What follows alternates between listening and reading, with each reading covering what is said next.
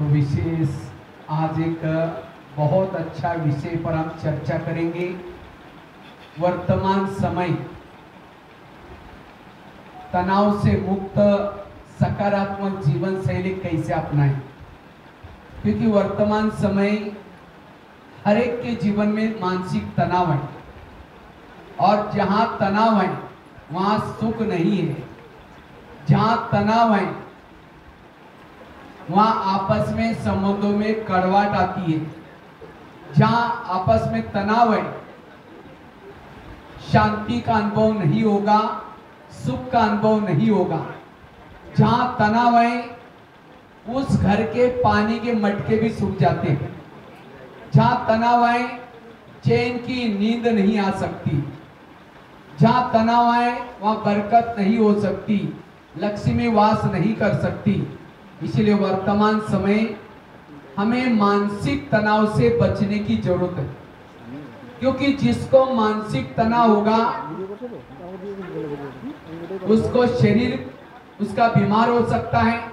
जिसका मानसिक तनाव है 3 प्रकार के बीमारी होती है। 3 प्रकार का स्वास्थ्य है। एक है मन का स्वास्थ्य, दूसरा है तन का स्वास्थ्य और तीसरा है संबंधों का स्वास्थ्य। जिसका मन का स्वास्थ्य बिगड़ा उसका तन का भी बिगड़ा, मन का भी बिगड़ा। और वास्तव में तनाव का मूल कारण है मन के अंदर के निगेटिव विचार। जिसके मन के अंदर निगेटिव विचार चलते हैं उसको मानसिक तनाव उत्पन्न होता है। और जिसको जितना तनाव है वो शांति में नहीं रह सकता, सुख का अनुभव नहीं कर सकता। इसलिए वर्तमान समय हमें तनाव से बचने की जरूरत है। तनाव को इंग्लिश में क्या बोलते हैं? टेंशन। टेन मतलब कितना? 10 और सन मतलब बच्चे। अब पहले तो 3-4 आए, फिर और 10 पैदा होंगे, सुखी कैसा रहेगा? अब किसी का 10-12 बच्चे हैं, माँ बाप जब शांति से बैठेंगे, एक आएगा पापा जी मुझे कपड़े चाहिए, अब उसको भगा, दूसरा कहेगा पापा जी मुझे परीक्षा की फी देने। इसीलिए दुनिया में एक कहावत बने है, छोटा परिवार सुखी परिवार। तो इसी तरह जिस व्यक्ति के मन में विचार ज्यादा चलते हैं वो शांति में नहीं बैठ सकता। बैठेगा तो वही विचार शांति में बैठने नहीं देंगे। इसीलिए अपने विचारों को सकारात्मक बनाने की जरूरत है। ये सत्संग में हमें क्या मिलता है? विचार मिलते हैं। विचार आत्मा का भोजन है। जैसे गाड़ी के अंदर पेट्रोल डाल दो, वही पेट्रोल का पाइप ड्राइवर के मुंह में डालो तो क्या हो जाएगा? गाड़ी का भोजन है सब्जी दाल रोटी। गाड़ी का भोजन है पेट्रोल डीजल, और उसका जो ड्राइवर है उसका भोजन क्या है? सब्जी दाल रोटी। इसी तरह शरीर गाड़ी है, इसका भोजन क्या है? सब्जी दाल रोटी। लेकिन इसको चलाने वाला ड्राइवर, इसका भोजन आत्मा, इसका भोजन क्या है? विचार। वास्तव में ब्रह्मा कुमारी जी का केंद्र इस रायगंज में जितने भी आत्मा रूपी ड्राइवर रहते हैं उनको भोजन करने का, आत्मा का भोजन का डाइनिंग हॉल। देखो अभी आपके कम पड़ रहे यहाँ, तो एक बहुत बड़ा हॉल बनाओ सभी मिलकर।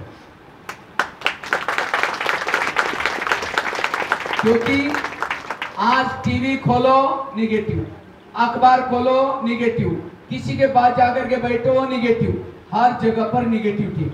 और जहां निगेटिव आए वहां शांति और सुख नहीं है। इसलिए वर्तमान समय अपने विचारों को पॉजिटिव बनाने की जरूरत है। विचारों से शब्द बनते हैं, वृत्ति बनते हैं, दृष्टि बनते हैं, सब कुछ बनता है। अगर विचार निगेटिव आए वहां आसुरी अवगुण, आसुरी शक्तियां होगी। और जिसके विचार पॉजिटिव आए उसके अंदर दैवी गुण, दैवी शक्ति आएगी। एक समय था इस भारत में रहने वाले जितने भी लोग थे उनके विचार शुद्ध थे। इसलिए पानी, वहां सोने के महल थे, पुष्पक विमान था। लेकिन आज यहाँ रहने वालों के विचार अशुद्ध बने, इसलिए सारी प्रॉब्लम्स हो गई। हमारी जीवन की सभी समस्याओं का कारण है विचार। जिसके विचार मन में प्रमाण से ज्यादा चलते हैं उस व्यक्ति का दिमाग सदा गर्म रहता है, और जिसका दिमाग गर्म रहता है उसके दिमाग में विभिन्न प्रकार के केमिकल उतरते हैं, उससे बीमारियां होती है। इसलिए कहते हैं ना, जिसका पाँव गरम, पेट नरम, दिमाग ठंडा, उस घर में कोई डॉक्टर है उसको मार दो डंडा। पाँव को गरम रखो, पेट को नरम रखो और दिमाग को ठंडा। लेकिन आजकल उल्टा होता है, पाँव रहता है ठंडा और दिमाग रहता है गर्म। आज किसी को पेट की बीमारी होती है, ईर्ष्या वाले विचार चलाने वालों को पेट की बीमारी होती है। इसीलिए कहते हैं ना, तुम मेरे को देख करके तुम्हारे पेट में जलन होता है क्या? आज किसी को दूर का काम दिखता है, दूसरे की बुराई को आंखें फाड़ फाड़ के देखेंगे। जो आंखें फाड़ता है, बड़ी बड़ी करता, आंखों की पुतली फैल जाती है। फिर डॉक्टर को कहेंगे, डॉक्टर जी मुझे आजकल धुंधला दिखता है। तो डॉक्टर चेक करेगा, कहेगा आपको चश्मा लग गया, नंबर लग गया। चश्मा तो लगाया, फिर भी बुराई देखना नहीं छोड़ेंगे, नंबर बढ़ता ही जाता है। आज किसी को नजदीक का नहीं दिखता, दूसरे के अपने दोस्त को कभी नहीं देखेंगे, नजदीक का दिखना बंद। आज किसी को अस्थमा होता है, दमा, कोई भी बातों को पेट में दबा कर रखेंगे, क्या हुआ? कुछ नहीं हुआ। अरे बताओ क्या हुआ? नहीं कुछ नहीं हुआ। हुआ बहुत कुछ है, लेकिन दबा कर रखेंगे, दमे का प्रॉब्लम, अस्थमा। आज किसी को शुगर होती है, शुगर कोई चीनी खाने से नहीं होती। दूसरों को कंट्रोल में रखने की कोशिश करेंगे, मैं इसकी सास हूं, मैं इसका पति हूं, मैं इसकी माँ हूं, इसको मैंने पढ़ाया लिखाया, छोटे से बड़ा किया। जब इसकी शादी भी अपनी पत्नी का मानता है, मुझे नहीं पूछता। ऐसे विचारों से, टेंशन से शुगर पैदा होते हैं, और जिसको शुगर की बीमारी है उसको और सारी बीमारियां अपने आप आ जाती हैं। जब शुगर होते हैं तो लोग क्या करते हैं? मीठा खाना बंद करते हैं, टेंशन में आना बंद नहीं करेंगे। इसलिए टेंशन से सारी बीमारियां होती है। आज किसी को स्पॉन्डिलाइटिस होता है, सर्वाइव, रास्ते में जा रहे सब्जी लाने के लिए, देखेंगे वो क्या करती है, वो क्या करता है, इधर उधर देखने वालों को स्पॉन्डिलाइटिस। फिर डॉक्टर के पास जाएंगे, कहेंगे डॉक्टर जी मेरे गले में कुछ अकड़न हो रहा है। तो डॉक्टर चेक करता है, कहता आपको स्पॉन्डिलाइटिस हुआ, और इसका इलाज करके डॉक्टर एक बड़ा सा पट्टा लगाता है। जब पट्टा लगेगा 6 महीना ना इधर देखेगा ना इधर देखेगा, सीधा देखते चलना पड़ेगा। अगर पहले सीधा देखो तो प्रॉब्लम। तो बीमारियां क्यों होती हैं? टेंशन से। इसलिए आजकल डॉक्टर के पास जाते हैं तो डॉक्टर क्या कहता है? ज्यादा टेंशन में नहीं आओ, ज्यादा ये नहीं करो, लेकिन टेंशन मुक्त बनने की कोई टैबलेट देता है? ब्रह्मा कुमारीज का केंद्र एक बहुत बड़ा हॉस्पिटल है। एक दिन आएगा यहां लोगों की लाइन लगेगी, क्योंकि वो बीमारी की दवाई देता है डॉक्टर, वहां से तो दब जाते हैं, कहीं और से निकल जाते हैं। इसलिए टेंशन फ्री रहो। आजकल डॉक्टर कहते हैं खुश रहो, लेकिन खुश रहने के लिए कोई लोग खुश होने के लिए क्या करते हैं? लाफिंग क्लब में जाएंगे, हाथ ऊपर करेंगे, हाँ हाँ हाँ करेंगे, घर में आकर के पत्नी का मुंह देखते चेहरा डाउन हो गया। खुश कौन रह सकता है? जो पॉजिटिव रहता है वो खुश रह सकता है। इसलिए अपने विचारों को पॉजिटिव बनाने की आवश्यकता है। जितना विचारों को पॉजिटिव बनाएंगे उतना सुख और शांति। इसलिए अपने विचारों को सकारात्मक बनाने की जरूरत है। ब्रह्मा कुमारीज में सकारात्मक पॉजिटिव विचार मिलते हैं, जो आत्मा को बहुत जरूरी है। विकार पैदा क्यों हो गए? आत्मा को नेगेटिव विचार दिया, विकार पैदा हो गए। काम विकार तब पैदा हुआ, काम विकार वाले विचार दिले। क्रोध पैदा हुआ, क्रोध वाले विचार पैदा किए। इसलिए विचारों से सब कुछ होता है। आज किसी को ब्रेन ट्यूमर, ब्रेन हेमरेज होता है। हमारे ब्रेन में बालों से भी महीन नसें होती है, लेकिन जब व्यक्ति तनाव में आता है, टेंशन में आता है, वो नशे फट जाते हैं, उसका कोई इलाज नहीं। और आजकल तो डॉक्टर कोई ईमानदार नहीं है। देखा ना कोरोना काल में थोड़ा खांसी भी आई, उठाकर लेके गए, किडनी निकाल करके क्या क्या निकाल करके बेच दिया और उस व्यक्ति को रफा दफा कर दिया। टेंशन वाला व्यक्ति जेलों की चक्कर काटता है, पुलिस स्टेशन की चक्कर काटता है, हॉस्पिटलों की चक्कर काटता है, कोर्ट कचहरियों की चक्कर काटता है, उसका जेब खाली रहेगा। और आश्रम में आने के लिए बुलाओ तो क्या बोलेंगे, बहन जी हमको टाइम नहीं है। और हॉस्पिटल में सोने के लिए टाइम है, कोर्ट में जाने के लिए टाइम है। इसलिए यहां अगर 1 घंटा आएंगे कई प्रकार का टाइम बच जाएगा। इसलिए हमें पॉजिटिव विचारों को सुनना जरूरी है। तो आपके अंदर तनाव है, टेंशन है, कैसा पता चलेगा? अगर कोई व्यक्ति सामने से आ रहा है, उसको देखते आप रास्ता काट रहे हैं, उसको देखना पसंद नहीं कर रहे, इसका मतलब आप उसके लिए नेगेटिव हो। अगर आपके पति को कोई महिमा करता है, तुम्हारा पति तो बड़ा अच्छा है, हाँ, तेरे को क्या पता, वो तो राक्षस है, राक्षस, मैं तो कैसी रहती हूं मुझे पता है। ये तनाव वाला व्यक्ति बोल सकता है। अब कोई सास की महिमा करता है, अरे तुम्हारे सास तो बड़ी देवी है, अरे वो क्या है बुढ़िया मैं जानती हूं। अगर किसी के महिमा नहीं सुन रहे, इसका मतलब टेंशन है आपको। किसी को सहयोग नहीं दे रहे हैं, उसको सहयोग मैं कभी नहीं दे सकती हूँ, उसने मेरे साथ क्या क्या किया है, यह है तनाव वाले शब्द। इसलिए तनाव से बचने की जरूरत है। तो हम तनाव से कैसे बचे, पॉजिटिव कैसे बचे? तनाव वाला ना आत्मचिंतन कर सकता है ना परमात्मा चिंतन कर सकता है। उसके चेहरे में खुशी नहीं होगी, चेहरा लटका रहेगा। तो तनाव से बचने के लिए सबसे पहली बात है, कर्म गति को याद रखना जरूरी है। आज कईयों को तनाव क्यों आता है? कई कहते हैं मैं इसके रास्ते में कभी जाती नहीं, मैंने इसका बुरा कुछ किया नहीं, फिर भी ये मेरे साथ ऐसी क्यों करती है। ताली कभी भी एक हाथ से नहीं बजती, ताली के लिए कितना चाहिए? 2 हाथ चाहिए। इसी तरह आज कोई व्यक्ति आपके साथ उल्टा सुल्टा कर रहे हैं, इसका मतलब आपने भी कभी किया था।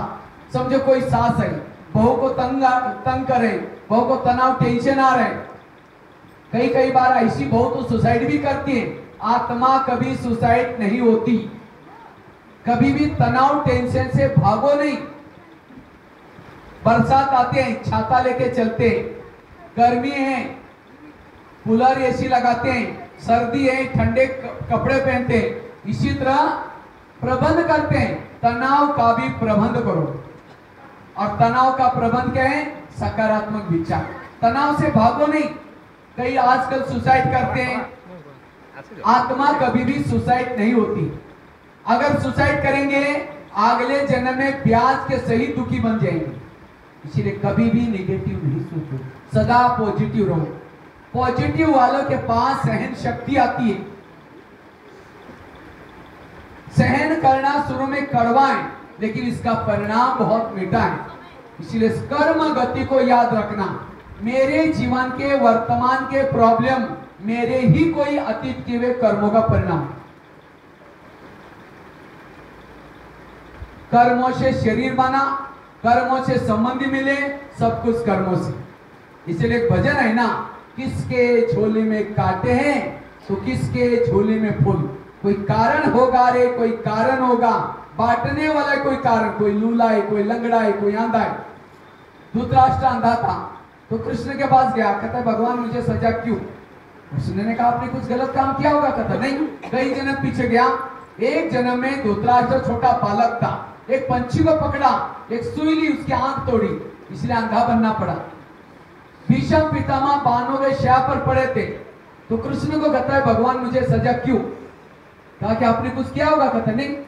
कई जन्म पीछे गया, एक जन्म में भीष्म पितामह राजा थे, रथ में कहीं जा रहे थे, एक सांप रास्ता क्रॉस कर रहा था, उसको लगा मर ना जाए, रथ को रोका, तीर थे, सांप को उठाया, बाजू में फेंका। कहां गिर गया वो नहीं देखा, साइड पर बबूल के कांटों का बाढ़ था, सांप गिर गया, नीचे से कांटे चुभ गई। उसकी सजा करके भीष्म पितामह को बाणों के चापर दिखा। लोगों से नहीं डरो, भगवान से भी कभी नहीं डरो। अगर डरना है तो अपने गलत कर्म से जरूर डरो। ब्रह्मा कुमारी में कर्म कैसे करना है उसका श्रीमत स्वयं परमात्मा दे रहे हैं। डर, और अभी ये 2022 से जैसा कोरोना काल आया सभी के अंदर डर पैदा हुआ, चिंता पैदा होगी, और जितना चिंता डर करेंगे, ये कोरोना उसको ज्यादा होता है जिसको चिंता और डर ज्यादा है। एक अमेरिका में एक व्यक्ति के ऊपर प्रयोग किया गया। अमेरिका में एक व्यक्ति के आंखें बांधी और उसको एक सुई चुभाई और सुई वाले के छुपा दिया और उसके सामने एक सांप डाला जिंदा, उसकी पट्टी खोली। पट्टी खोलते ही सांप देखते कहता अरे मुझे इसने काटा है, कहता मुझे हॉस्पिटल लेके चलो। लेके गए, हॉस्पिटल बंद था, दूसरे वो सोच सोच करके मर गए। तो जहर किसे चढ़ा? सोचने से।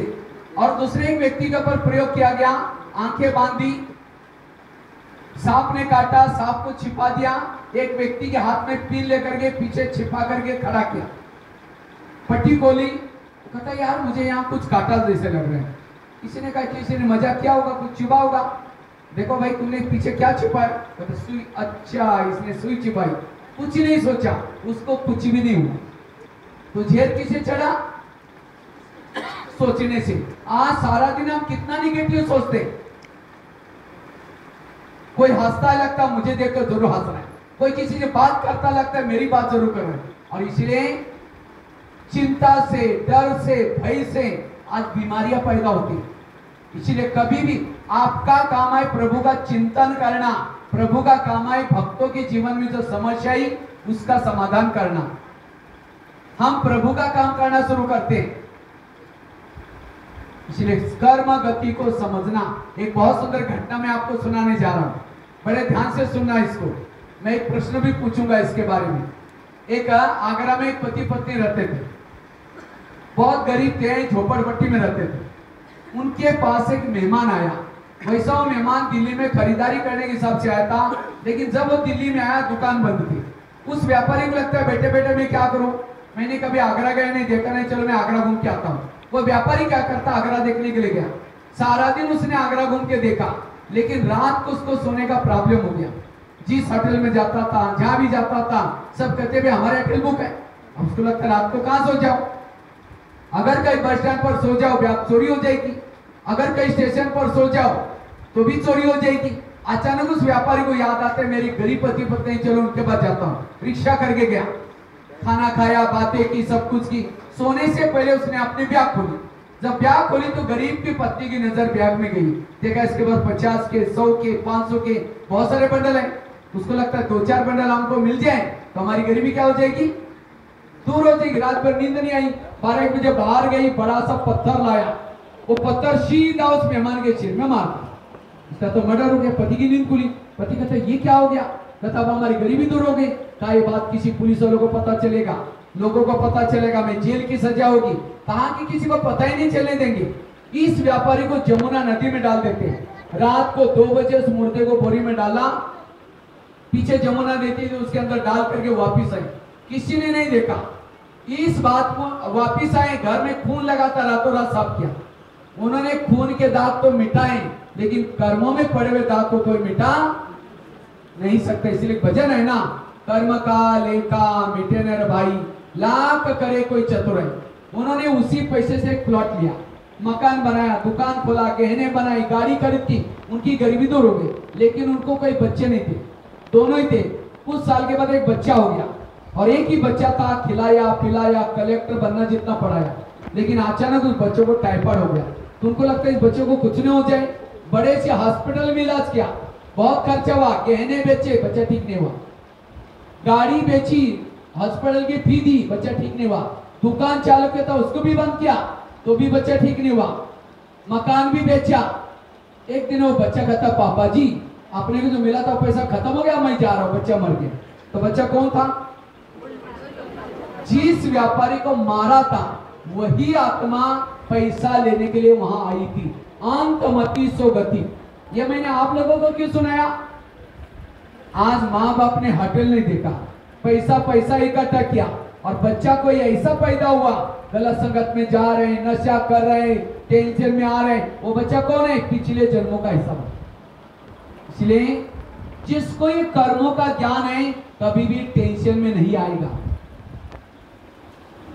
और ये 2022 के बाद टेंशन बढ़ना है, क्योंकि सभी को वापिस जाना है परम धाम में। जो भी हमने कुछ कर्म गलत किए हिसाब चुप्त करके जाना है। कभी को क्या लगता है इस दुनिया में बहुत अन्याय हो रहा है अन्याय। कई कहते हमारे घर के पास इतना सारा भ्रष्ट व्यक्ति है, गलत काम कर रहे हैं, फिर भी भगवान उसका ही घर भर रहे हैं। घर क्यों भर रहे हैं? घर उसके पिछले अच्छे कर्मों का फल है। अब गलत काम कर रहा है उसका फल भी मिलेगा। इसलिए कहते हैं भगवान के घर में देर है लेकिन अंधेर नहीं। कभी भी कांटे मत बोना, कांटे बोएंगे तो कांटे ही उगेंगे। ये दुनिया एक कर्म क्षेत्र है, इसमें जिसने जो बोएगा वही काटना पड़ता है। इसलिए कर्म गति को समझना। समझो चलते चलते किसी ने गाली दी, क्या समझो? अच्छा इसका भी बहुत दिन का बाकी था, पूरा हो, कोई टेंशन नहीं आएगा। तो आपके घर के जितने भी लोग हैं, पति है, बच्चे हैं, पड़ोसी हैं, पिछले जन्मों को हिसाब देने वाले हैं। दूसरी बात है, अगर तनाव से दूर रहना है, टेंशन से दूर रहना है, उसके लिए गीता का, रामायण का एक मंत्र याद रखना, जो हुआ अच्छा हुआ, जो हो रहा अच्छा, जो होगा वो भी मेरे जीवन की हर घटना में कल्याण है। एक रामायण की घटना आप लोगों को सुनाता हूं, ध्यान से सुनना। राम राजा बनने वाला था, लेकिन रात में आकर के मंत्रा ने कई को दो चार उल्टी बातें सुनाई। तुम्हारा बेटा भी तो है, तुम अपने बेटे को छोड़ करके राम को राजा बना रहे। और ये बातें सुन करके राम को राजा बनाने के बजाय 14 वर्ष वनवा में भेजा। सीता गई, लक्ष्मण गया, तीनों भी घर से चले गए। वियोग के कारण दशरथ ने प्राण त्यागा। खाने का प्रॉब्लम, सोने का प्रॉब्लम, घास में सोए, ये सब किसके कारण हुआ? मंत्रा के कारण। तो मंत्रा को जो भी देखेगा उसकी भावना अच्छी चलेगी, बुरी चलेगी। मैं खुद जब रामायण देखता था, मंत्रा को देखते मैं कहता गुड़िया को भगवान उसको नहीं देखना। लेकिन एक दिन मैंने जब सोचा तब मुझे पता चला मंत्रा ने राम के साथ जो किया वो अच्छा क्या। अगर रात में उनके घर में ना आती, राम क्या बनने वाला था? राजा। अगर राजा बनता तो जंगल में नहीं जाता, जंगल में नहीं जाता तो सीता की चोरी ना होती, सीता की चोरी ना होती रावण को ना मारता, रावण को ना मारता राम की महिमा कोई नहीं गाता। राम की महिमा किसके कारण? मंत्रा के कारण। ये है सकारात्मक दृष्टिकोण। इसी तरह हर इंसान के जीवन में, घर में, आसपास में भगवान ने एक दो मंत्रा रखी।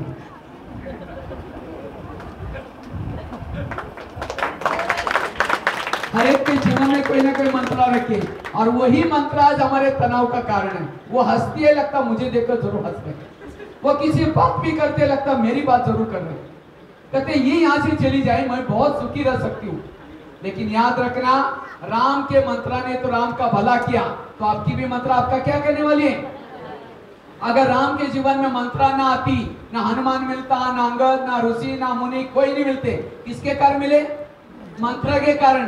तो आज हमारे जीवन में इतना अच्छा ज्ञान मिला, दैवी परिवार मिला, किसके कारण? आज तक की मंत्रों के कारण। इसलिए आज तक जिन्होंने तंग किया उन सभी को धन्यवाद दो। आप लोगों ने हमें तंग किया, हमारा बहुत अच्छा हुआ, लेकिन फिर 5000 साल के बाद तंग करने के लिए जरूर आना। ये है दुआई देना। देवी का पोज कैसा है? वरदान आता है, मुस्कुराता चेहरा है। देवी को कोई गाली नहीं देता है, हाथ पीछे करके चेहरा पीछे करते हैं। लेकिन हमें कोई गाली देता है तो 15 दिन बात नहीं करेंगे। इसलिए जो हुआ अच्छा हुआ, जो हो रहा अच्छा, जो होगा वो भी। बच्चे ने गिलास गिराया, इतना गुस्सा करेंगे, तेरे को अक्ल नहीं, तुम कमा के लाओ तो पता चलेगा। गिलास था 10 रुपए का, गुस्सा करेंगे, हार्ट में प्रॉब्लम आएगा, 10 लाख रुपए का ऑपरेशन करना पड़ेगा। इसलिए कुछ भी होता है भला ही। परमात्मा कल्याणकारी है, संसार कल्याणकारी है, हर घटना में भी कल्याण है। इसलिए जो हुआ, इस मंत्र को पक्का करना, आपको कभी भी तनाव नहीं आएगा। तीसरी बात है, अगर तनाव से मुक्त बनना है सदा सकारात्मक बनना है, उसके लिए रोज सवेरे सवेरे 3 चीजें करो। एक, सवेरे का मेडिटेशन, उठते ही सवेरे मेडिटेशन करना। दूसरी बात, रोज कुछ एक्सरसाइज करना, वॉकिंग करना। और तीसरी बात, रोज आश्रम में जाकर के ज्ञान की बातें सुनना। जो ये 3 चीजें करता है उसको कभी भी मानसिक तनाव नहीं आएगा। लेकिन आज किसी को बुलाते हैं आश्रम में, क्या कहते हैं, बहन जी हमको दुकान खोलना पड़ता है। दुकान खोलेंगे, 1 घंटे में कितना कमाएंगे? 1500। आश्रम में नहीं जाएंगे, कितना कमाएंगे? लाखों करोड़। आप कहेंगे आश्रम में पैसा देते हैं। स्कूलों में टीचरों कभी बच्चों को पैसा नहीं बांटता, क्या बांटता है? ज्ञान। जितना वो बच्चा रोज आता है, रेगुलर पढ़ता है, पंक्चुअल पढ़ता है, उसको अच्छे मार्क मिलते हैं, अच्छे मार्क वालों को अच्छी नौकरी मिलते हैं। अच्छी नौकरी मिलने से पैसा अपने आप आएगा। पैसा क्यों मिला? पढ़ाई अच्छी पढ़ी। इसी तरह स्वयं परमपिता परमात्मा ने इस धर्म ग्लानि के समय एक प्रजापिता ब्रह्मा कुमारी ईश्वरीय विश्वविद्यालय खोला है। और जो इस ईश्वरीय विश्वविद्यालय में आएगा, रोज रेगुलर पंक्चुअल पढ़ेगा, उसके संस्कार व्यवहार बदलेगा। उसके बाद ये सृष्टि में महाभारी विनाश होगा। विनाश के बाद सारी आत्माएं परम धाम जाएगी। और उसके बाद जिन्होंने पढ़ाई पढ़ी, संस्कार शुद्ध बनाए, ऐसे भाग्यशाली 9 लाख आत्माएं धरती पर आएंगे और सोने के महलों में रहेंगे। पुष्पक विमान उनके पास होगा। तो ये कहां से मिला? पढ़ाई पढ़ी। इसीलिए उस दुकान से भी पहले सेंटर पर आओ और अपने 2 कान खोलो। वो तो एक दुकान है, या कितने कान है? 2 कान। उस दुकान से कमाए हुआ चोर लुटेगा, आग जलाएगा, पानी डुबाएगा। लेकिन इस 2 कान से कमाए हुआ ना चोर लुटेगा, ना आग जलाएगा, ना पानी डुबाएगा। इसलिए हमें रोज ये पढ़ाई जरूर पढ़ती है। कहते हैं 1-2 महिलाएं थी। एक महिला रहती थी, तो सभी का ध्यान तो पानी में जा रहा है। अभी तो शुरुआत ही नहीं हुआ भाई जी, बाद में बांटना मेरा लेक्चर होने के बाद। पानी तो रोज पीते हैं। तो मैं आपको बता रहा था, बड़े ध्यान से सुनना। ये 3 बातें जरूरी क्यों बताएं?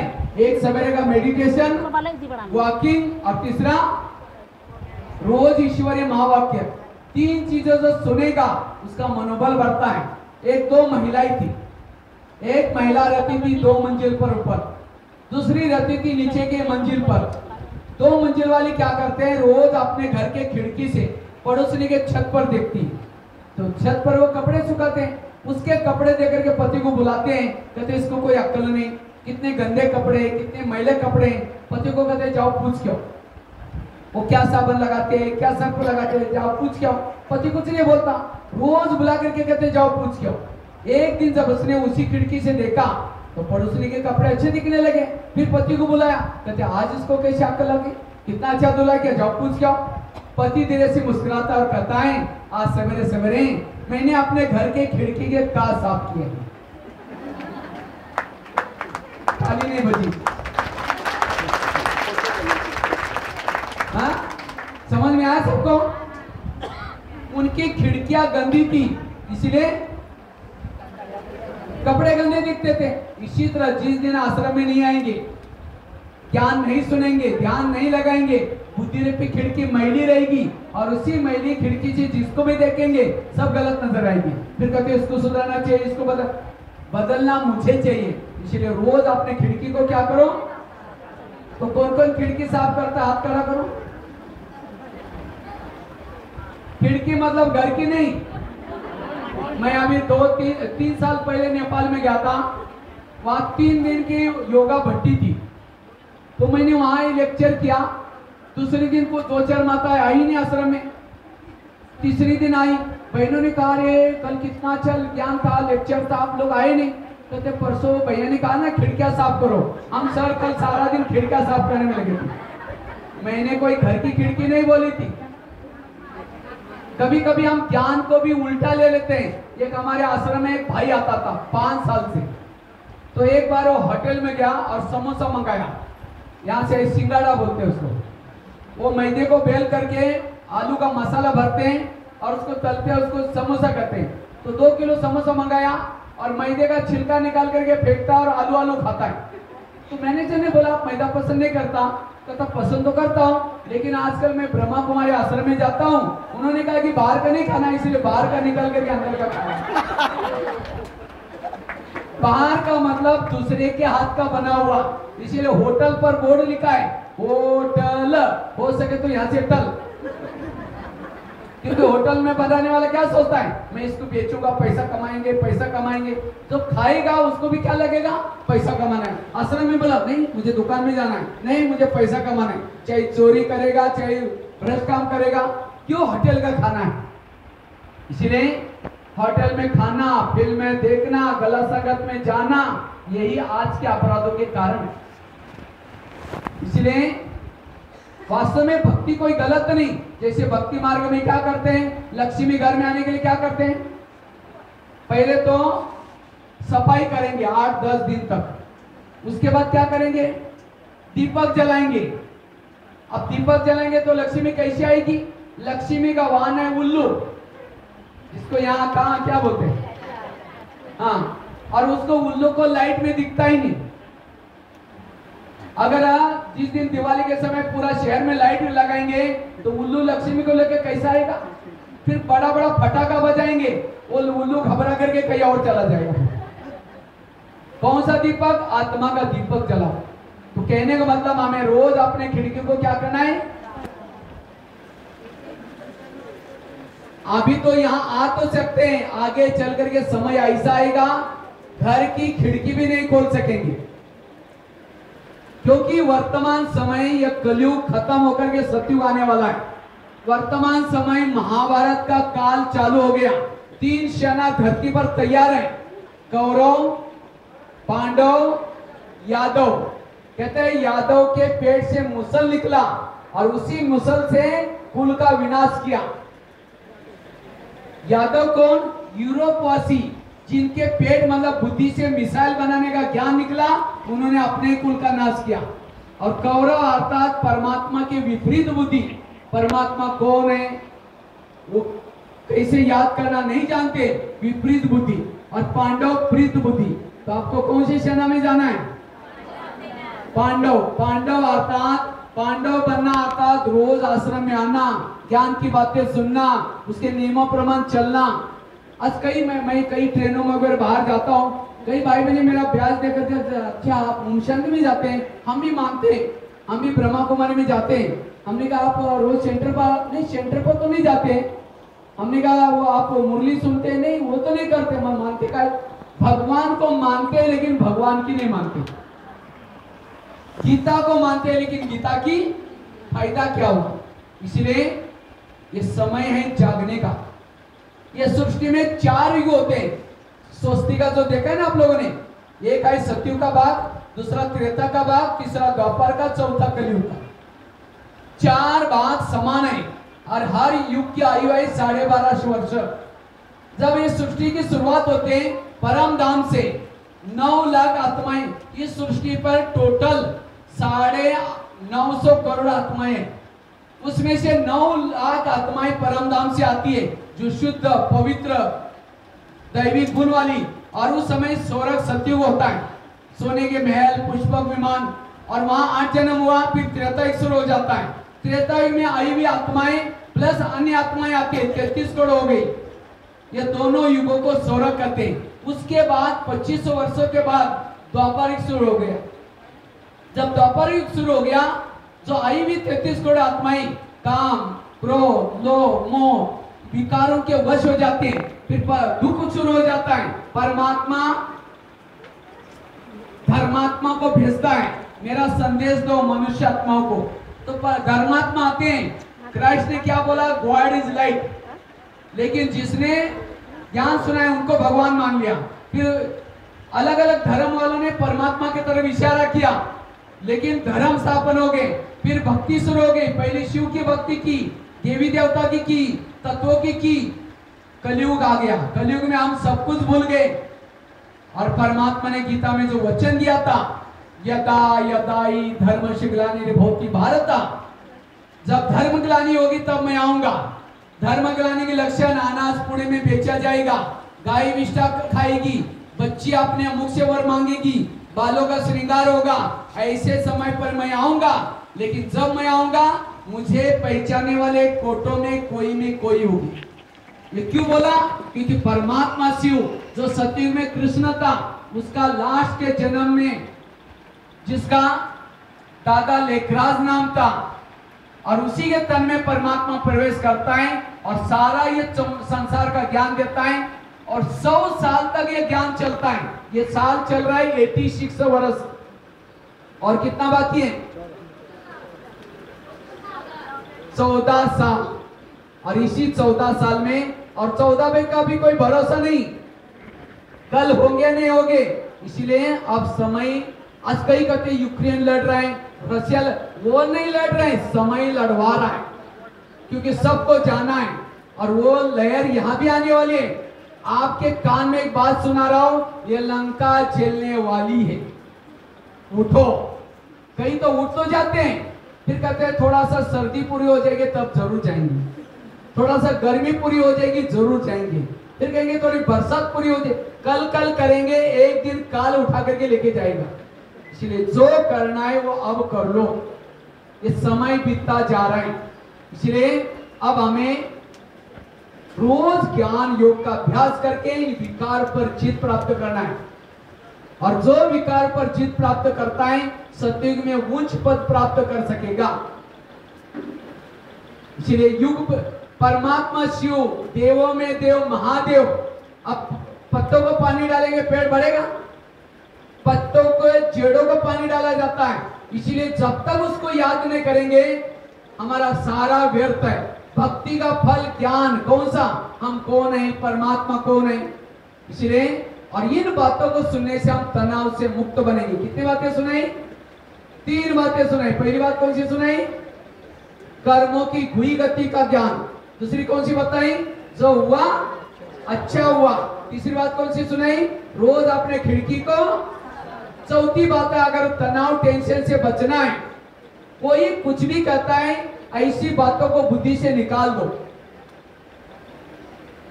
आज आप जो भोजन खाते हैं, भोजन में ताकत नहीं है, क्योंकि फल में भी ताकत नहीं, भोजन में भी ताकत नहीं। इसलिए हर एक के अंदर तनाव टेंशन है। मैं जब स्कूलों में जाता हूं, छोटे छोटे बच्चे सामने बैठे हैं, तो मैं उनको पूछता हूं, बच्चे इसमें से गुस्सा किसको किसको आता है? वो हाथ खड़ा करो। झूठ बोले कौवा काटे, सारे बच्चे हाथ खड़ा करते हैं, सर हमको गुस्सा आता है। तो सामने टीचर बैठे रहते हैं, मैं कहता हूं सर आप लोग थोड़ा गुस्से का लेसन सीखा, तो गुस्से पर कैसे कंट्रोल करना है सिखाया करो। कहते हैं सर, कहते हमको भी गुस्सा आता है। और मैं तो करीबन भारत के 1200 जेल में गया हूं।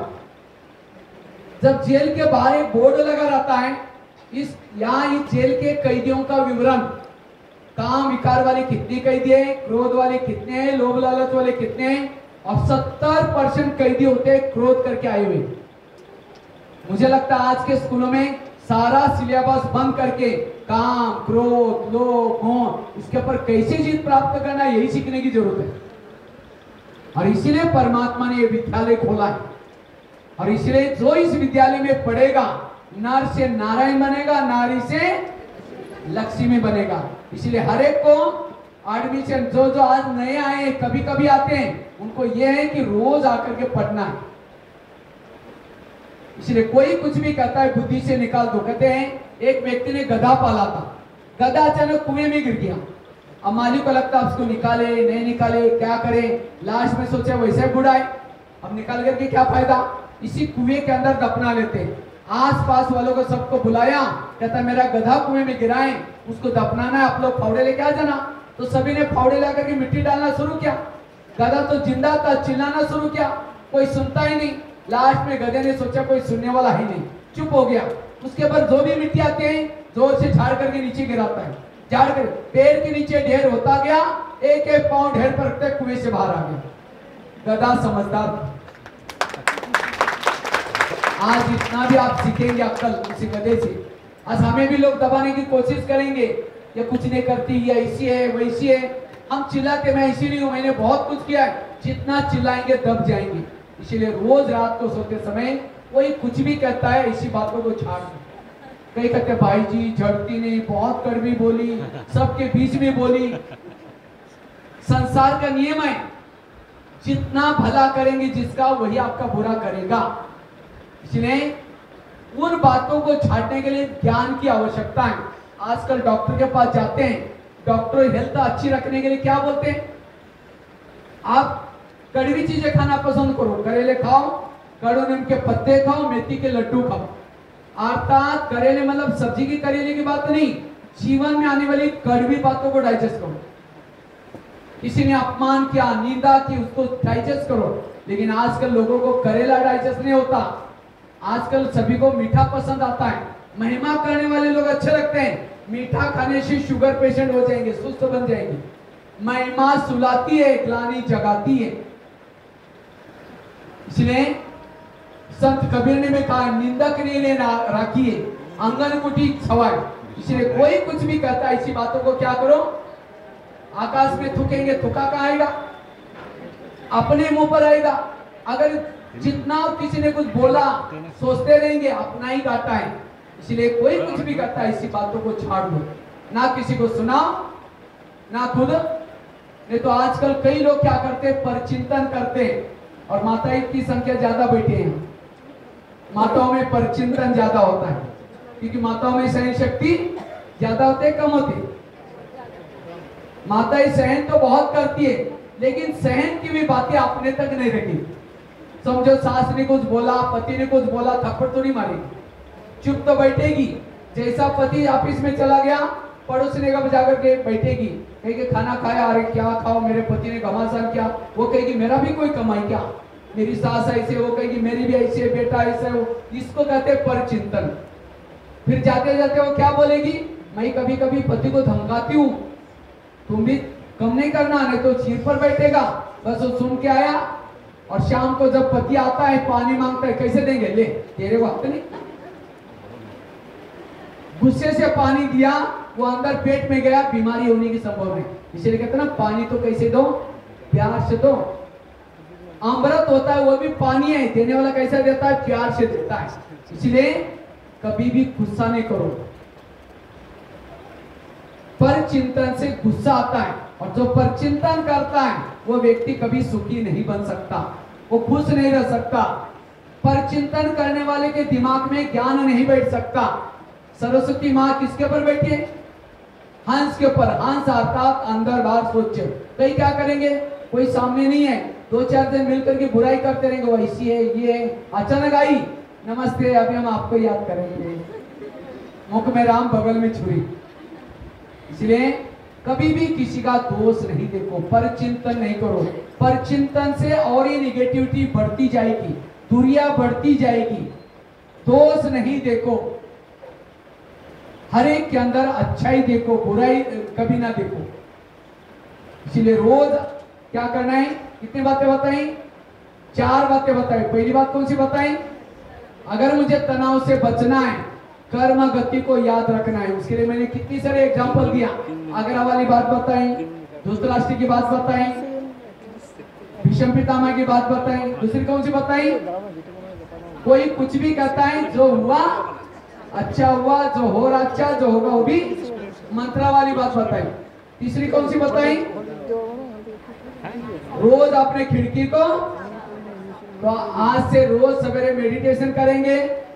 दूसरी बात, रोज कुछ एक्सरसाइज करेंगे, और साथ में रोज आश्रम में आकर के ज्ञान की बातें सुनेंगे। जहां भी आपको गीता पाठ से जहाँ गीता पाठ से जाना, जहां सेंटर है सेंटर में जाना। ये अमृत पीने का चांस सबको नहीं मिलता। जब अमृत बांटा गया था, उस समय विष्णु जी ने मोहिनी का रूप धारण किया और बांटा। इसी तरह परमात्मा 80 साल वर्षों से यह अमृत बांट रहे हैं, लेकिन यह अमृत वही पी सकता है जिसका भाग्य है। कोई भी इस सभा में नहीं बैठ सकता, ऐसा नहीं आ सकता। इसलिए अमृत जरूर पीना। जो अमृत पिएगा वो अमर बन जाएगा। ब्रह्मा कुमारी में जो आते हैं, ईश्वर के कार्य में मददगार बनते हैं, उनका नाम जब तक चांद सूरज रहेगा, उनका नाम अमर रहेगा। अभी भी हनुमान, गणेश, ये कौन है जिन्होंने 5000 साल पहले परमात्मा आया था, उनका संदेश, उनकी अंगूठी जाकर के सीता को दिखाई थी, सीता को परिचय दिया था, अर्थात रावण के कब्जे से जिन्होंने छुड़ाने की मदद की थी, उनका अभी भी यादगार है। आज कई माताओं को कहते हैं वंदे मातरम। कौन सी माता वंदे मातरम? जिन माताओं ने 5000 साल पहले परमात्मा आया था, उनके कार्य में सहयोगी बने थी, ऐसी माता का वंदे मातरम। ऐसी माताओं का देवियों के रूप में पूजा होती है। जैसे भारत को स्वतंत्र बनाने के लिए जिन्होंने मदद की, वो क्या बन गए?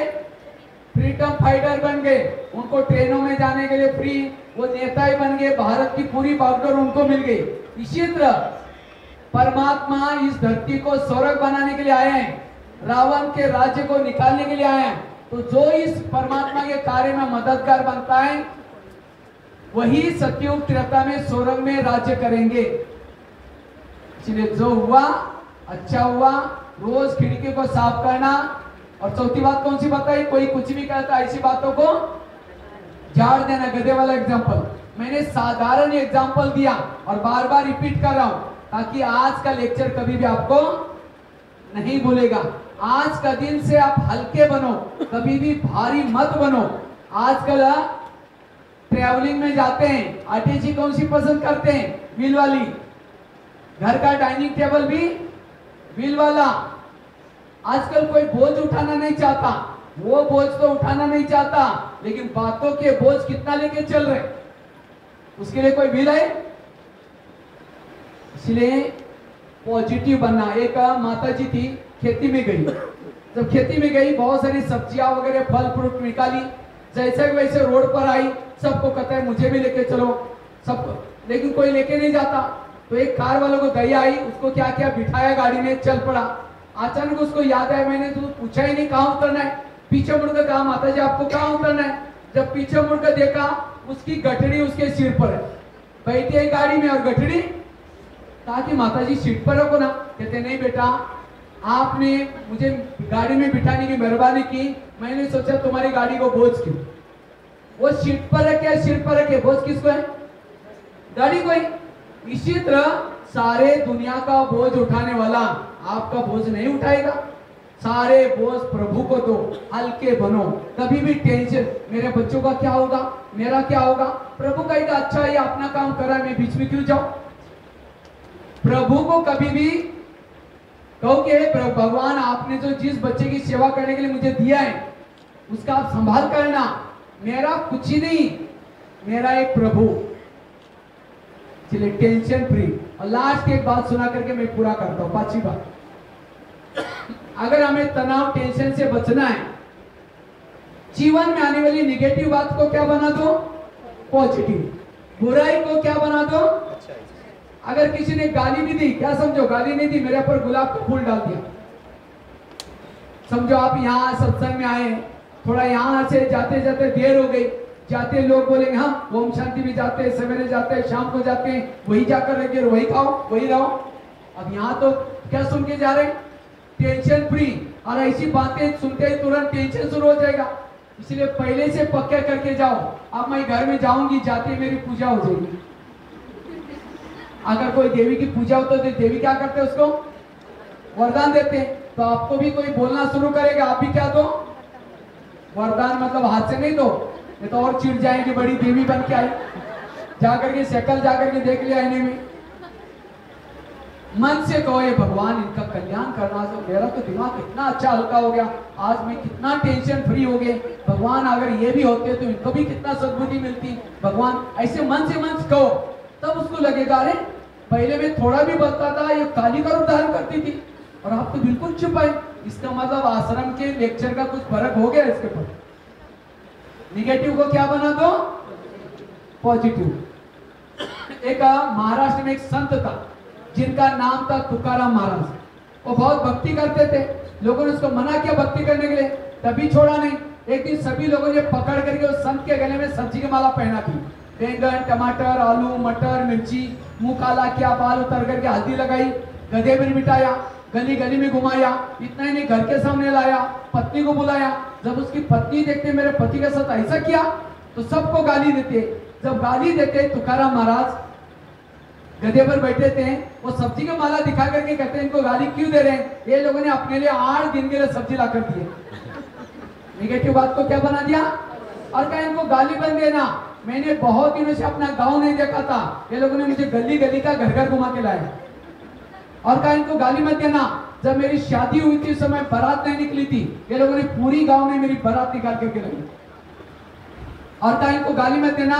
जब मुझे घुमाने के लिए लेके गए थे, धूप बहुत तेज थी और तेज धूप में लोगों ने पाँव में कुछ नहीं पहना था, इन सब के पाँव में छाले फोड़े आएंगे, मुझे कुछ नहीं हुआ, मैं आराम से ऊपर गधे पर बैठा और कहा इनको गाली मत देना। मेरे सिर में फोड़े हो गए थे, ये लोगों ने बाल उतार करके हल्दी लगाई, हल्दी तो एंटीबायोटिक का काम करते, अब ठीक हो जाएगा।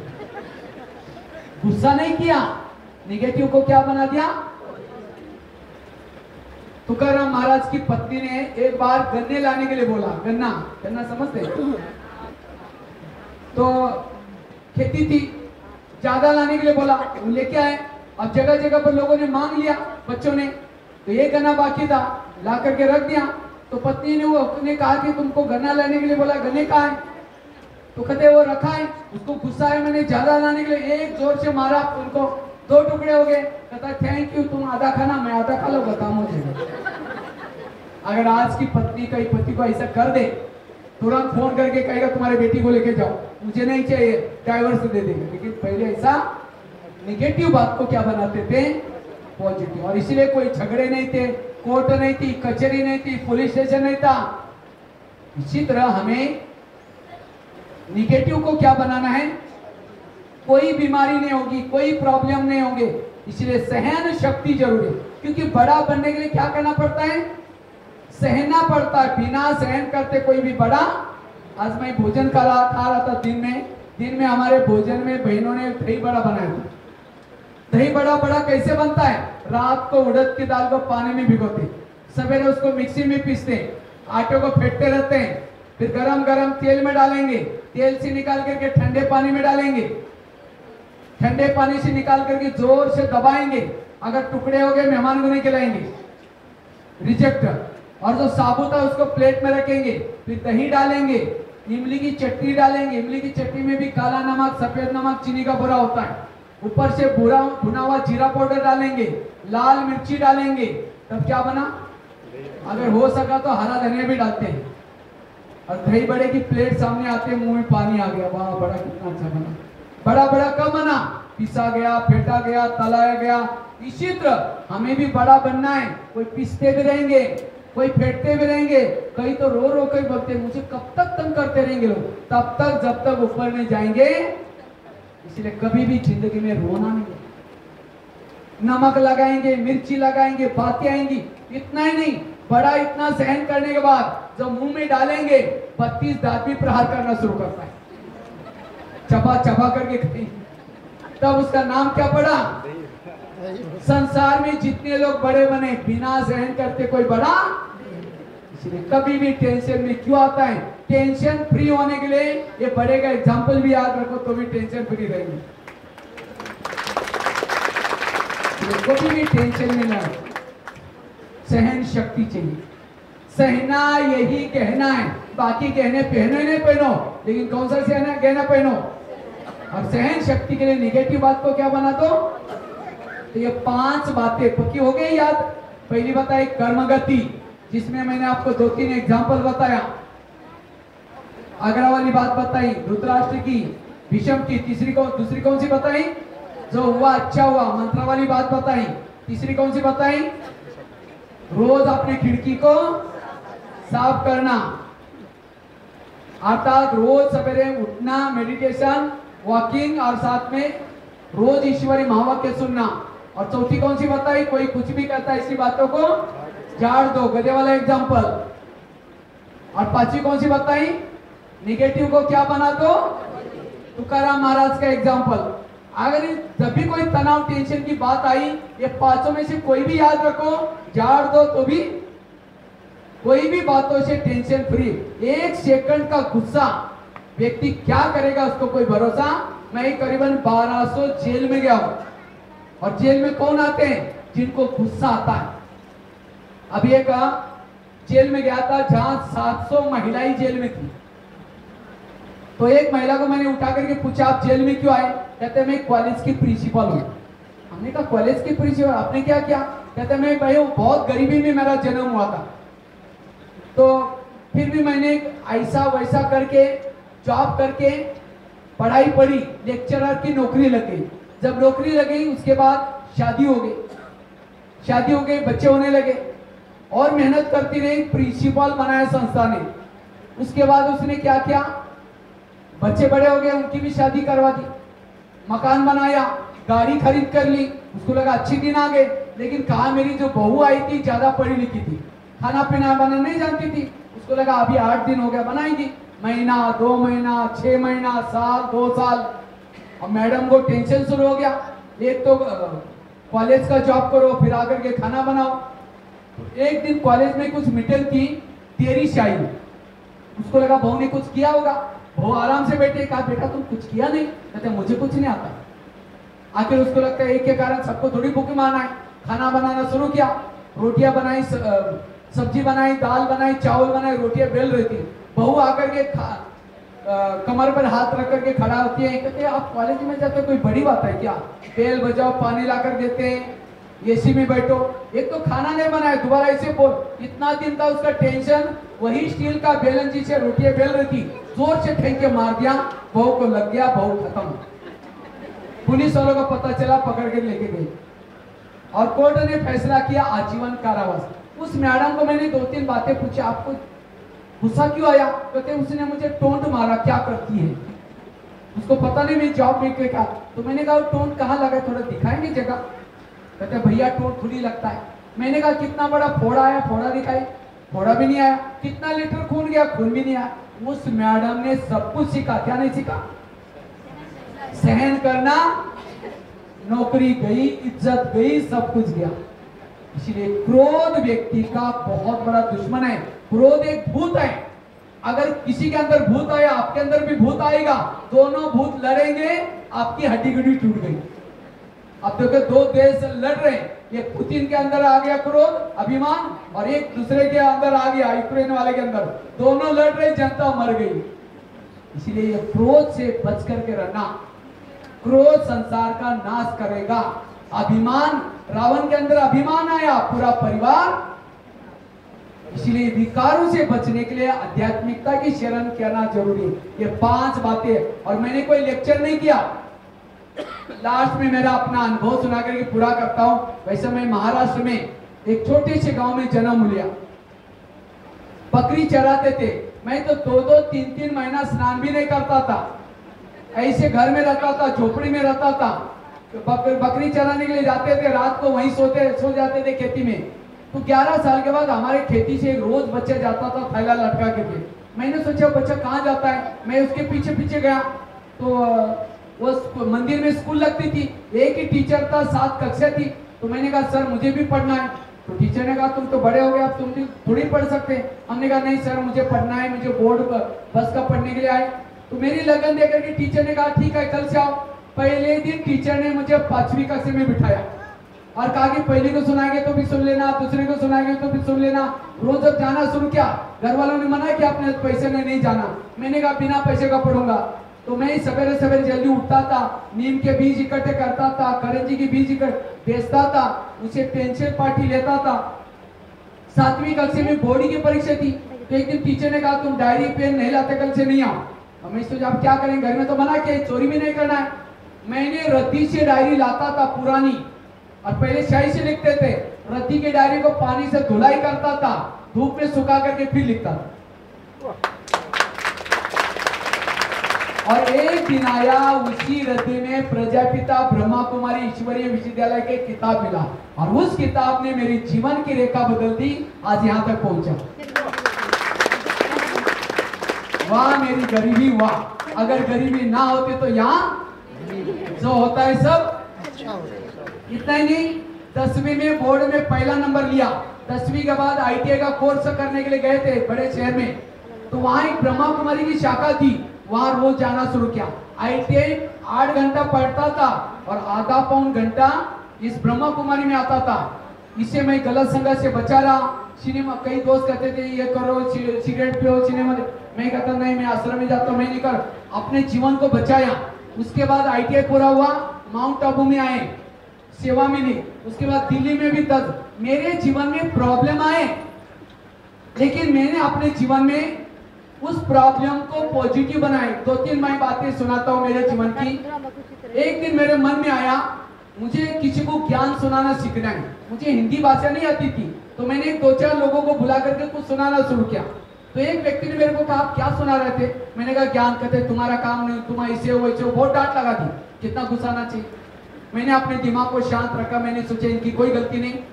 रोज बगीचे में बैठता था, गमले पड़े रहते थे, गमलों का समझता था, माताएं बैठी, कुमार बैठे। 10 साल तक गमले के सामने लेक्चर करने की प्रैक्टिस की, और करते करते आज 12,000 कॉलेज में, 11-1200 जेल में लेक्चर करके इंडिया बुक ऑफ रिकॉर्ड में नाम दर्ज है।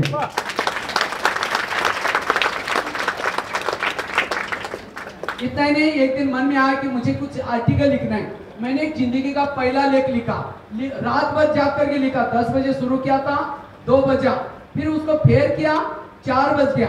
उसके बाद अमृत वेला का मेडिटेशन करके दूसरे दिन मैं फोटो कॉपी करने वाले के पास लेके गया। मैंने कहा भाई इसको फोटो कॉपी करो। उसने ऊपर नीचे देखा, पता नहीं क्या हो गया, उसने फाड़ के 25 टुकड़े करके कचरे में फेंक दिया। अब कितना गुस्सा आना चाहिए। मैंने उसको बोला था जो पैसा लगेगा वो भी दे दूंगा, अब लेना नहीं लेना, फाड़ के फेंक दिया। और तो थप्पड़ मारना चाहिए, गुस्सा करना। मैंने सोचा कुछ कल्याण है। वापिस आया और देखा चुप रहा, और तब से लिखना शुरू किया। लिखते लिखते आज 40 मैगजीन का लेखक हूँ, 3000 से ज्यादा लेख लिख चुका हूँ। एक दिन किसी ने मेरे को कहा, इतने सारे लेख लिखते, इसके फोटो थोड़ा नेट में डालो तो बहुत अच्छे है। लेकिन मुझे नेट कंप्यूटर कुछ नहीं आता था, नहीं था। मैं 5 क्लास पढ़ाई किया, इंग्लिश वगैरह नहीं जानता था। मैंने कुछ फोटो सीडी में डाल करके एक भाई के पास लेके गया। मैंने कहा भाई इसको फोटो नेट में डाल देना। उसने कहा तुम तो पैसे का आदमी, तुम्हारे फोटो नेट में थोड़ी होते। मुझे लगा इंटरनेट क्या होता है, मुझे उसको सीखना है। और सीखते सीखते इतना सारा सीखा। आज यूट्यूब में BK भगवान भाई सर्च करो, 7000 से ज्यादा लेक्चर मिलेंगे। बहुत सारे यूट्यूब में, गूगल में, कहीं भी BK भगवान भाई सर्च करो। आज मैं हर एक के जेब में बैठा हूं, आपको भी पता नहीं। आज इस लॉकडाउन में इतनी मुझे दुआएं मिली, आज विदेश के लोग भी सुनते हैं इसको। अगर वह परिस्थिति ना आती तो ये सब। मैंने परिस्थिति निर्माण करने वालों को गुरु बना दिया। एक गुरु ने मुझे लेखक बनाया, एक गुरु ने मुझे कंप्यूटर सिखाया, एक गुरु ने मुझे लेक्चरर बनाया। उन गुरुओं का धन्यवाद। भगवान भाई ऐसे नहीं बने। भगवान भाई बनने के लिए बहुत लोगों ने छाने रतुड़ी लगाई। इसलिए मैंने केवल ये नहीं कहा कि झाड़ दो, मैंने झाड़ दिया है, रोज खिड़की भी साफ किए हैं, तब जाकर के आज यहाँ तक पहुंचा। तो ये मैंने तनाव मुक्त का लेक्चर नहीं किया, लेकिन मैंने अपने जीवन में जो बातें की, वो लोगों ने मारे मुझे पत्थर, उस पत्थर को चुन करके एक सीढ़ी बनाई और आज जीवन में सफल बना। कहा एक गांव में पढ़ा था, मेरा एक लेख छपा था हिंदी में, धूल में छिपा हुआ हीरा। धूल में पड़े थे, भगवान की नजर वहां पड़ी और वहां से रद्दी से निकाल करके आज माउंट आबू के शोकेस में रखा है। आज मेरे करीबन 8-8, 9-9 महीने के प्रोग्राम बुकिंग रहते हैं। कितने सारे स्कूल में बुलाते हैं, कितने का जाते हैं। परिस्थिति को पॉजिटिव बनाया। इसलिए मैंने केवल लेक्चर नहीं किया, अनुभव के द्वारा आपको ये बातें बताई। आज हमारे जीवन में भी ऐसी बातें आई, हमें कभी भी गुस्सा नहीं किया तनाव टेंशन में। तो ये मेरे अंदर बल कहां से आया? मेडिटेशन से। कहा मैं बचपन में पुलिस वालों को देख करके डरता था, लेकिन आज खूंखार कैदियों को परिवर्तन करने का काम कर रहे हैं। ये कहां से बल आया? मेडिटेशन। इसलिए ये बातें आज बहुत जरूरी है। इसे आप अपने जीवन को महान बना सकते हैं। इतना नहीं, जब मैं पढ़ता था मेरे पास खाने के लिए कुछ नहीं था। चावल को उबाल करके गरम चावल पर चीनी डाल के खाता था, शक्कर डाल करके। चोरी नहीं की, गलत रास्ते में नहीं गया। लेकिन आज भगवान ने मुझे, जहाँ 25,000 लोगों का भोजन बनता है, उस भोजनशाला में परमात्मा का प्रसाद बनाने वाला बना है। कई बार मैं जब जेल में जाता हूँ, कई कैदी उठ करके कहते सर मेरी गरीबी थी इसीलिए मैंने चोरी की, खाने के लिए कुछ नहीं था इसलिए मैं पकड़ा गया। उसको लगता है कि सामने वाला खड़ा होने वाला कोई मंत्री जाए, लेकिन जब मेरी अपनी कहानी सुनाता हूं उन सभी के आंखों में आंसू आते हैं। इसलिए मेरा जीवन सबके लिए प्रेरणा, आज बच्चों के लिए भी प्रेरणा है, सभी के लिए प्रेरणा है। इसलिए मैंने केवल लेक्चर नहीं किया, प्रैक्टिकल ये 5 बातों को आप करेंगे, एक आपके अंदर क्रोध नहीं आएगा, घृणा नहीं आएगी, तनाव नहीं आएगा, पॉजिटिव बन जाएगी। इसलिए जरूर करना। और लास्ट में 3 मिनट मेडिटेशन करेंगे, सभी कमर सीधी करके बैठेंगे, कमर सीधी। अब 3 मिनट के लिए, वैसे तो हम आंखें खोल कर भी कर सकते हैं।